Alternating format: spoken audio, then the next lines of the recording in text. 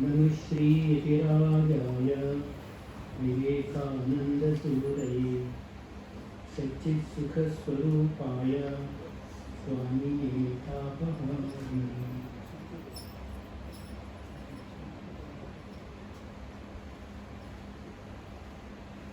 Pujya Swamiji, Usha Mustare, and the respected members and my dear friends.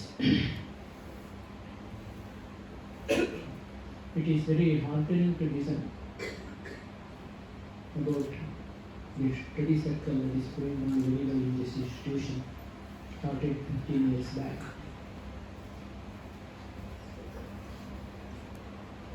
This institution is very unique, as you all know,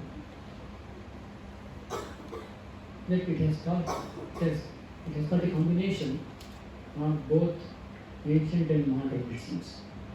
Especially I felt so when I was listening to the Vedic chanting at the beginning of the function.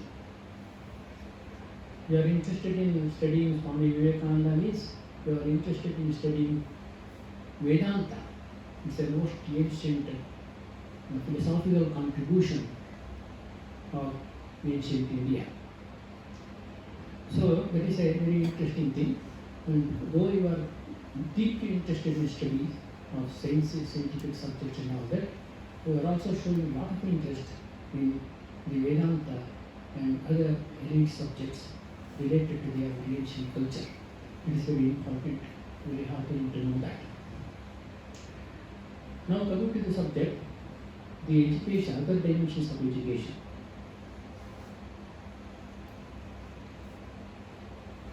There are two kinds of education. Broadly speaking, there are two dimensions of education. The one is objective education, another is subjective education. Objective education, you know, you go to the schools and colleges and institutions, other institutions, and study so many subjects related to the external world. It is related to object-oriented education. Different kinds of subjects are there. The chemistry is there, physics is there, biology is there, so many things are there. All these subjects are related to the external world. It is objective world. That is object-oriented education, we can say. There is another very important dimension of education that already, as Belur Math has referred, that is subject-oriented education, subjective education. That is about knowing about ourselves. What is my personality? What are the different dimensions of my personality? What is real nature of my personality? What are the different layers of personality? What are how to develop my personality? These are the things also very important to know. Unless we improve ourselves spiritually, morally, and in our character and all that, having a greater responsibility, social and personal responsibility, objective education is not going to help me.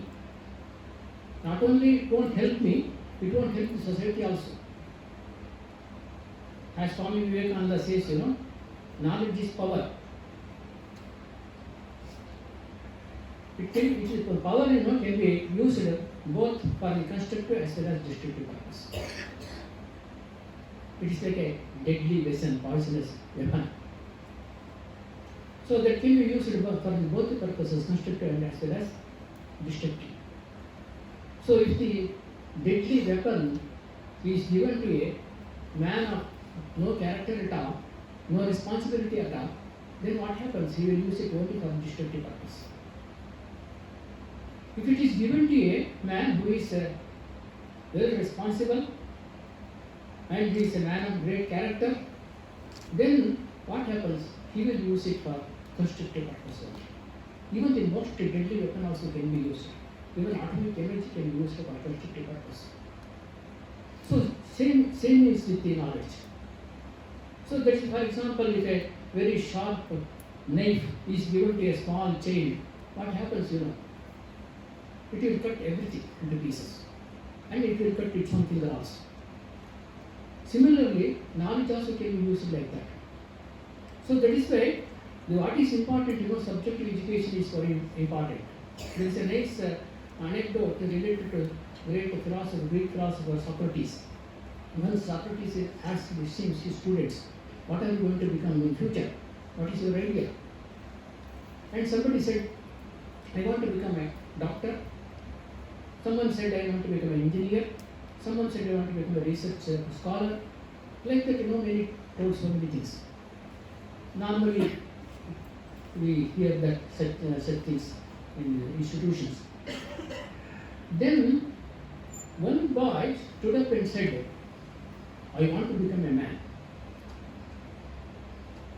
That is most important. Being man in a real sense is most important. Afterwards, you become doctor and engineer or whatever you want to become. That is a secondary. First of all, be a man in a real sense.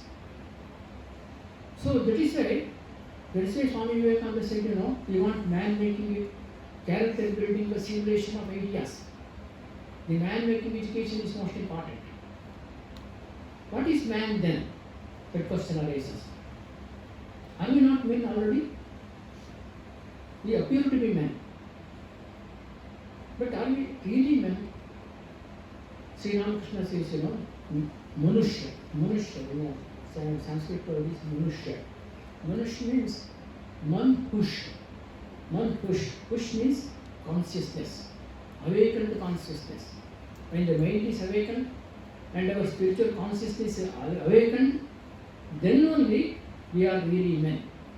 Awakened consciousness is most important. Otherwise, we are just like any other animals. Animals also do the same thing. They also eat, they also sleep, they also have enjoyment. Everything is natural things, everything goes on naturally. It is common to both men and animals also. But what is the speciality of man? There is something special. So when the evolution comes to the stage of man, they say, evolutionists say, suddenly man becomes aware of himself. There is no awareness till that time. Self-awareness was not there till that time. So when the man comes in the stage of evolution, when the man is evolved, suddenly he becomes aware of himself. That is why he conquered the whole creation. He is the master of creation now because of his awareness. When there was one philosopher of spirits, he asked a question.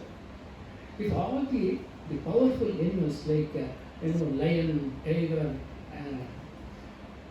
elephants, etc., they become aware of themselves, what happens?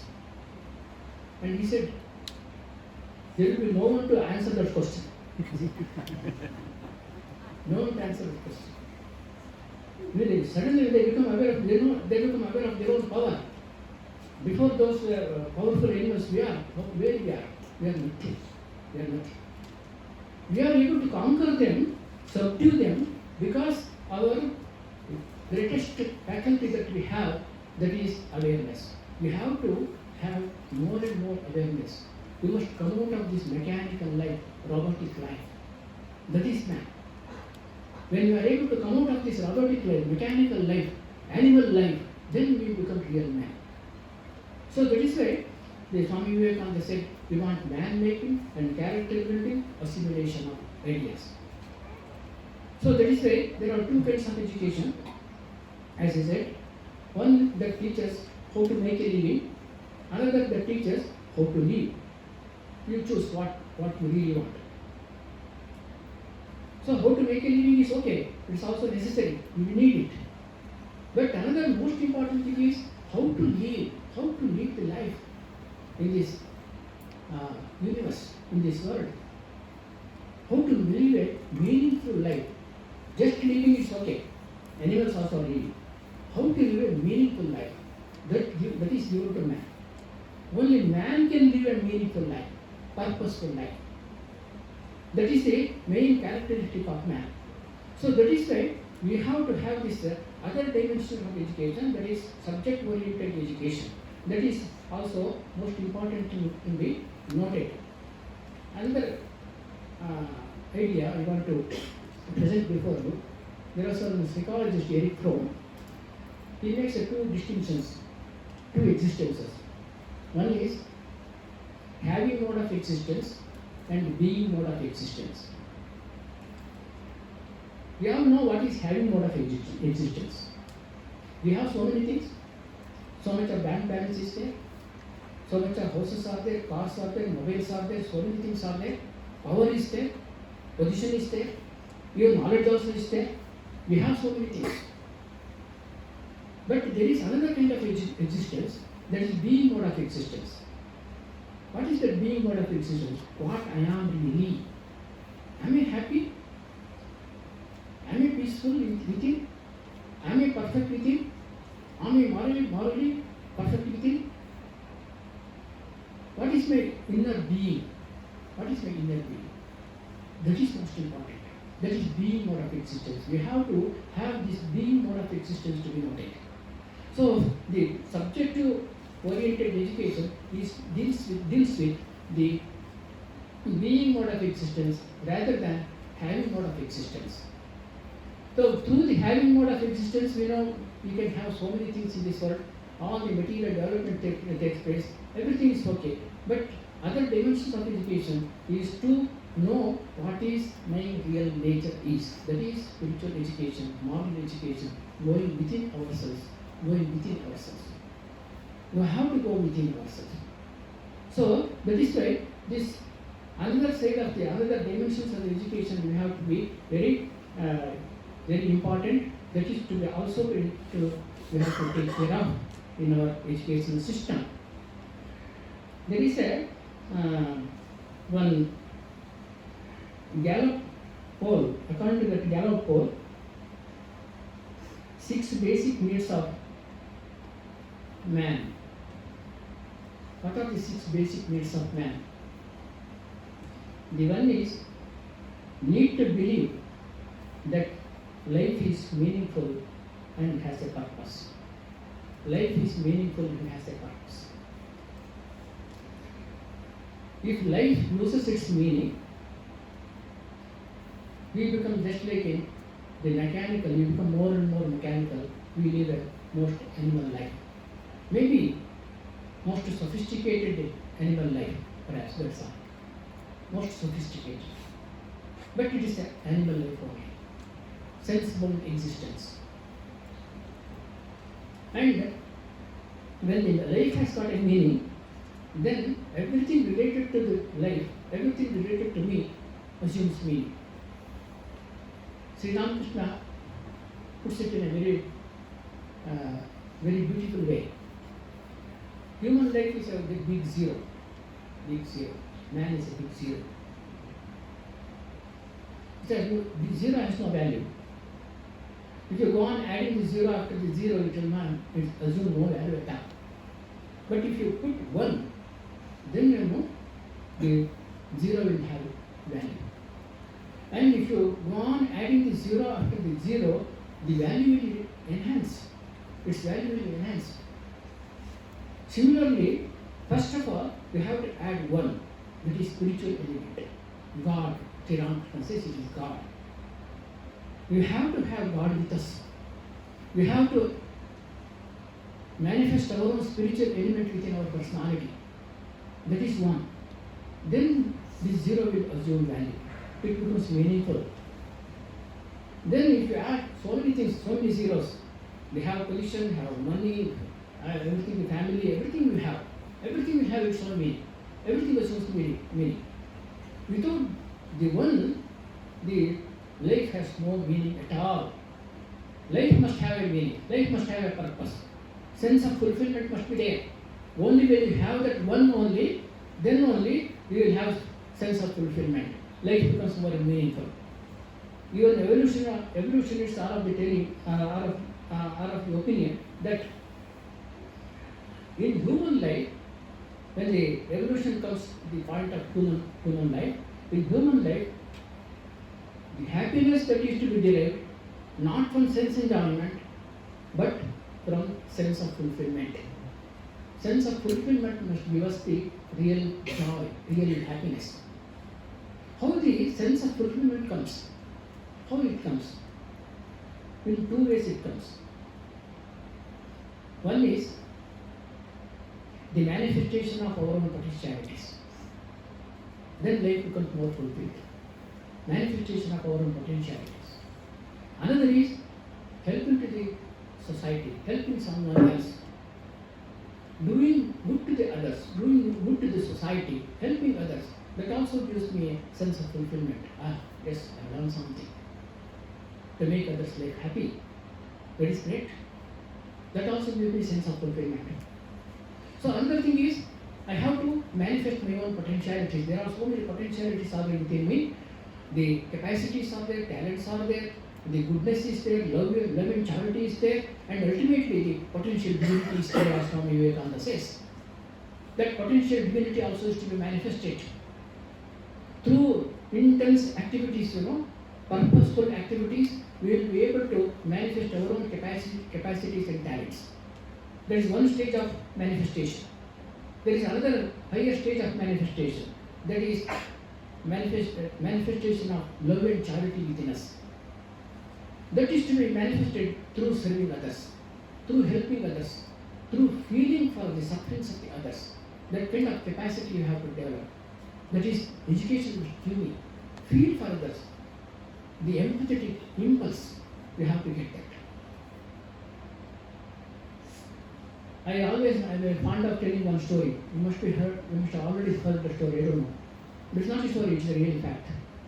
There is a IIS officer was there.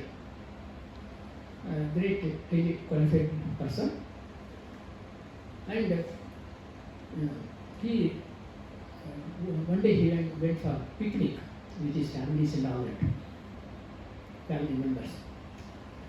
And go to the remote village somewhere. And one day they were taking breakfast at the bottom of the tree. And at a distance there was another tree was there.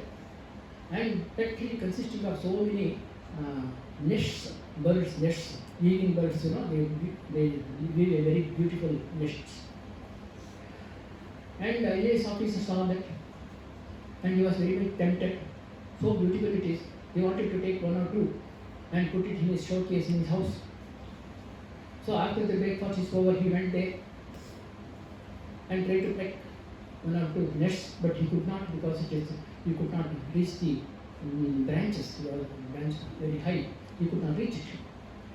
Then he looked around and there was one boy standing, a village boy, uneducated. He called that boy.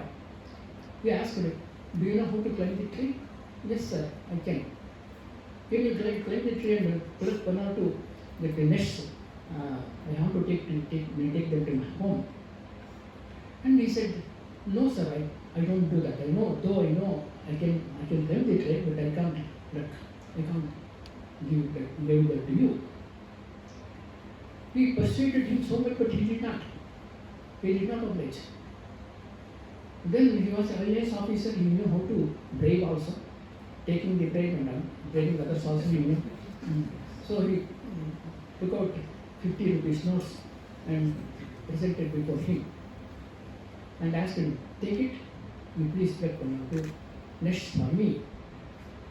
And he was categorically told, "No, sir, I don't want your money. I will not do. I will not oblige." He was really surprised. Then ultimately I asked him, "Why you don't do? What is the reason? What harm is going to do?" Then that boy explained, "Sir, I 2 or 3 nests I pluck and give it to you, and you remove all the young ones within it, and the eggs also you remove it and throw it away, and you take them to your house. And in the evening, the mother bird comes and sees no young ones, no eggs.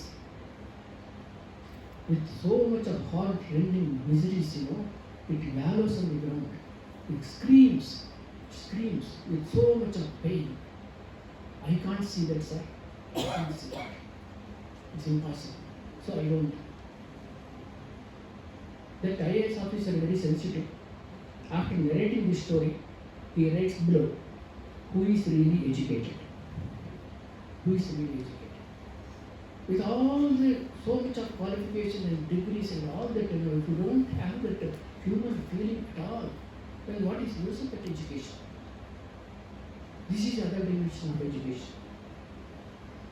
So, that concern for others, we have to manifest that feeling is there within us actually. That love and charity is there within us. It is an innate nature of man. It is a spiritual source. It comes from the spiritual source within us. We have to manifest that. So that is very important. And there is another, the goodness is there. That is also innate with us. We have to manifest that through the moral disciplines, developing a good character and all that. We have to manifest that goodness also. It becomes so natural with us. Then ultimately, there is that potential divinity within us. As Swami Vivekananda was very fond of speaking about it. The goal of human life is to manifest the divinity within us. Manifest the divinity within us. Manifest it. Manifest the divinity. Everything else will harmoniously arrange around it, he says. When you are able to manifest this divinity, then everything will be okay. All other potentialities will come naturally. We don't have to make any effort at all. They will come naturally. So that is why that gives me real sense of fulfillment, great sense of fulfillment, manifestation of divinity. That gives me ultimate sense of fulfillment. For example, there is a seed. Seed can be used for so many other purposes. It can be used for cooking, it can be used for playing, it can be used for decoration, so many things. But only very purpose of its existence is served only when it is allowed to germinate and grow itself into a huge tree. How it does? Manifesting its own potentialities. Tree exists in the seed potentially already. Tree is there in a potential form. It manifests that potentiality and grows itself into a huge tree. Similarly, when you are able to manifest our own potentiality within us, it is the very nature of us, then what happens? It is our real sattva in us. The sattva is to be manifested. Then our life becomes fulfilled. Real sense of fulfillment comes only with that. So two things are there: one doing helping others, and also another thing is manifestation of our own potentialities. These two things only give us real sense of fulfillment. One Buddhist monk wrote a very nice thing, nicely put it, very humorously also. He says, if you want 1 hour's happiness, take a nap. Take a nap. That means 10 minutes nap also. Sleeping will give a very great relaxation and all that. You feel very happy, relaxed. If you want 1 hour's happiness, take a nap. If you want 1 day's happiness, go for shopping spree. So some people have got this habit of going for shopping every day, and they go to the shopping malls, supermarket malls and all that. All sorts of things they will purchase, whether it needed or not, it is secondary, and they will purchase everything and come back, and they will feel satisfied. And next day again you have to go. Every day you have to go shopping. So if you want 1 day's happiness, go for shopping spree. And further he says, if you want 1 month's happiness, go for honeymoon. I don't explain this. Then he further says, if you want 1 year's happiness, inherit a fortune. So from fathers and grandfathers, he will get so much inherit, so much of wealth and all that. Then he will enjoy it, go to the America and other places and enjoy it, make maja out of it. And 1 year only he can do it, and it gets all things get exhausted. All the money get exhausted. So 1 year's happiness. Okay. Then he says, if you want lifelong happiness, help someone else. Help someone else. And he further says, if you want eternal happiness, know thyself. Know thyself. If you know yourself, your real nature, spiritual nature, then it gives us eternal happiness. This is very important. So that is why Swami Vivekananda again and again he says manifestation of divinity, manifestation of divinity. Religion is nothing but the manifestation of divinity already within us. Not any kinds of rituals and temples and books and all the festivities and all these are all secondary details. They are all secondary. Manifestation of divinity is the first and primary thing. That is the real religion. Everything else is secondary, he says. So that is why we have to manifest divinity. That is the other dimension of education. For that, we have to do all sorts of spiritual practices, moral practices. Everything is necessary for that. So this is only another one. I will go to move to another one. The second one, the need for a sense of community and deeper relationships. Nowadays, very important point to be noted here. Nowadays, these relationships are breaking. Human relationships are breaking. Everybody is independent. Nobody cares for others. The family bonds are breaking. So because of that, so many reasons are there for that. In this digital world, so many things are there which is responsible for this kind of sad, very miserable state of affair.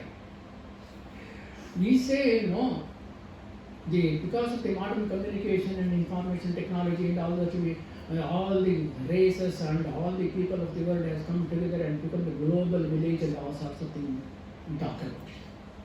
But actually, we are distancing ourselves.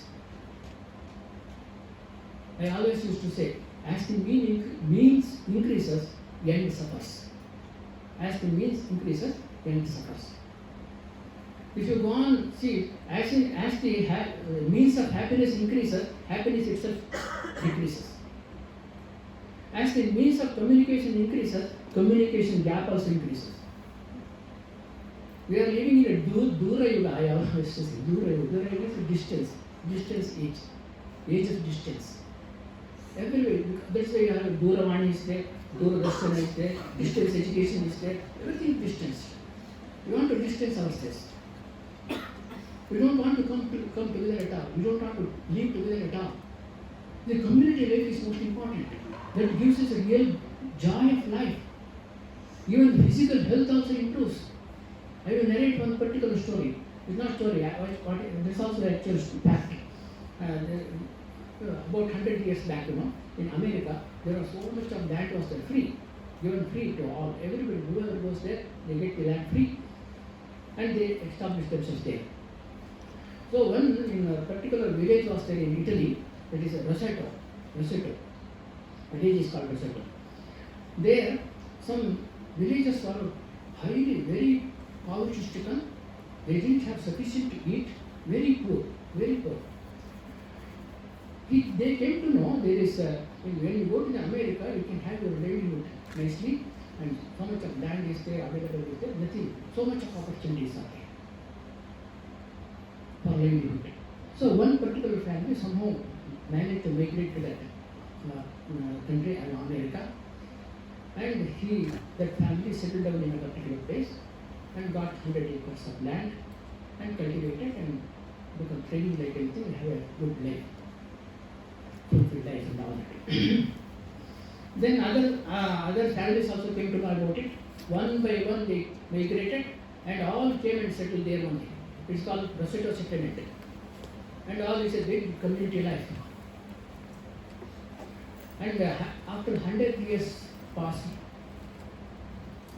then all sorts of modern diseases came into existence, diabetes and the heart diseases, heart attacks, and obesity-related diseases, so many things, cancer and all of this, become rampant. And some doctors got into their head to know what is the reason for this? Why this kind of diseases are coming up now? What is the reason? They wanted to study. So they toured all over the country and wanted to study the people, lifestyle and all other things, about the people and also what is the reason for this kind of, escalation of this kind of diseases, modern diseases.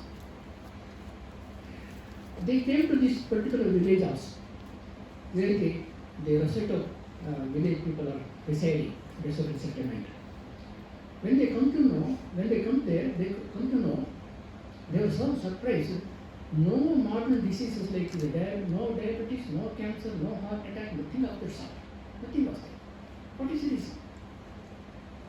They thought it may be food, style of food, lifestyle may be different. No, lifestyle was similar.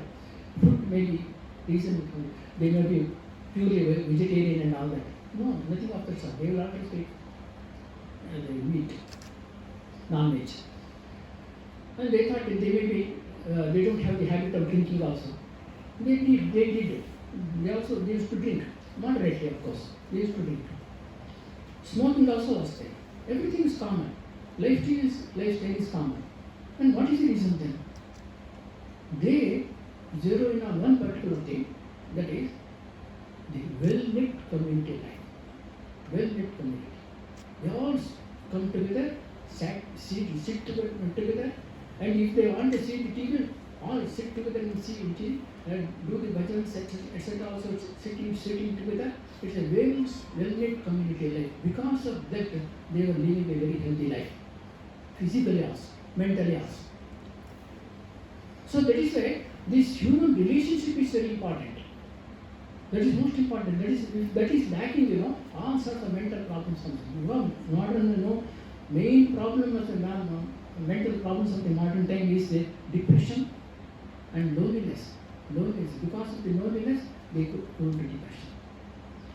That is why one Eric Fromm, great psychologist, logotherapist, he found a great psychological theory, that is logotherapy, psychology of meaning. He was a survivor of the concentration camp. You know what is concentration camp? And he was a Jew. He was there. He was suffering, and so many hundreds of Jews were there, captured in a concentration camp. And life is very death is very imminent. Next day, perhaps they are going to die. And surprisingly, some were very depressed, some were very jovial, dancing, laughing, and playing the card and all that. He was surprised. How is that? Next day, perhaps they may die, but even then they are jovial. What is the reason?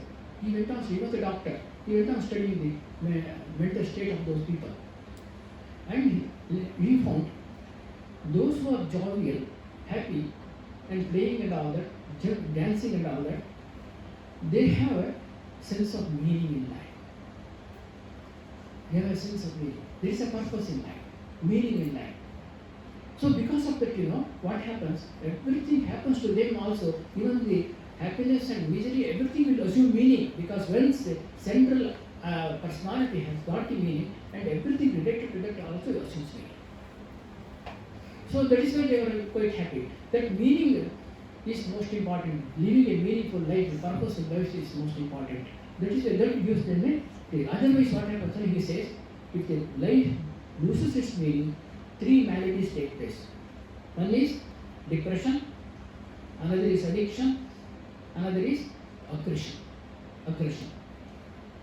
Depression, because of the depression, if depression becomes very acute, they will commit suicide. Nowadays, suicide rates are increasing, as you all know. There is a nice joke is there. One young man was there. He was very much depressed because he lost in the examination or something like that happened. So he wanted to commit suicide. In that particular place, there was a suicide spot. What is that suicide spot?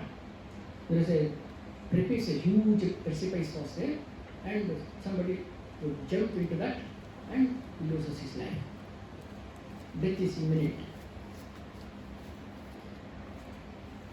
So he was going there to jump and commit suicide.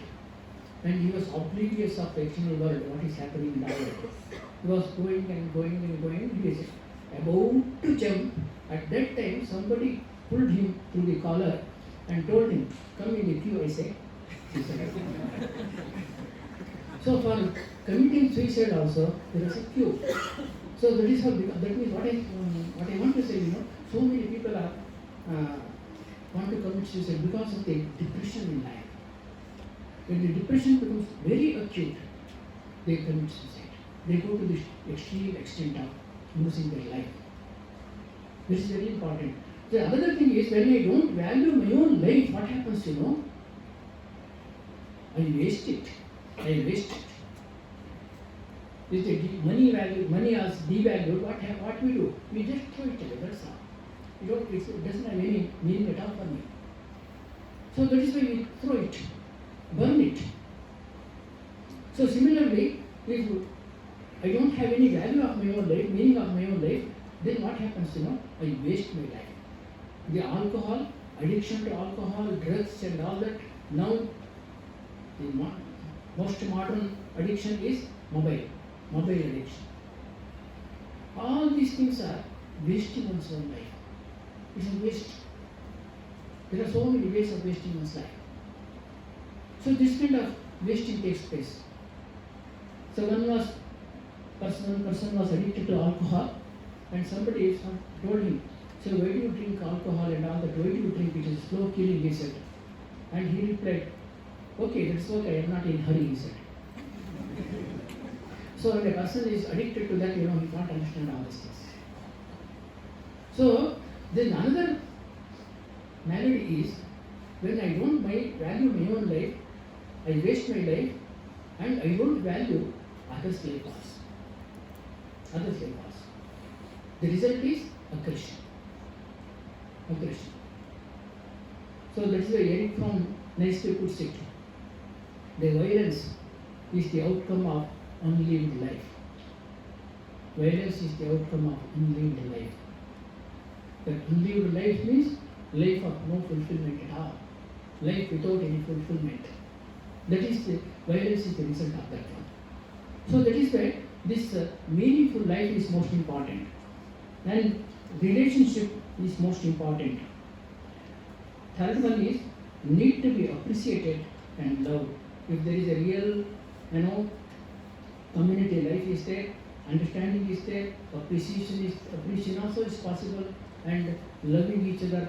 Listen to the others. That is most important. Who is there to listen to my own problems?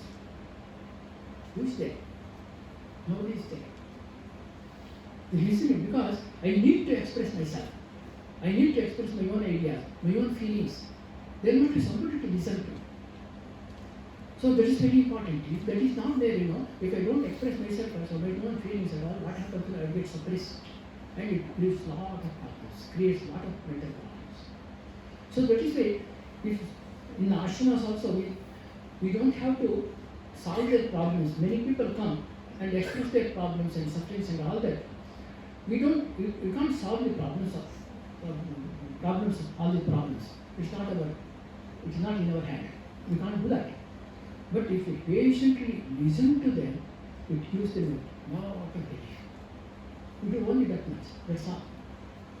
Listen to them, their problems. So you must listen. You must listen to others. You must listen to the others' thoughts and the ideas. Encourage them. Appreciate them. That is most important.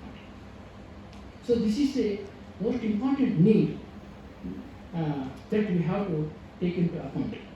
This is the fifth one. The need to feel that one is growing in faith. Faith is most important. Faith in oneself, faith in God, faith in the ultimate reality.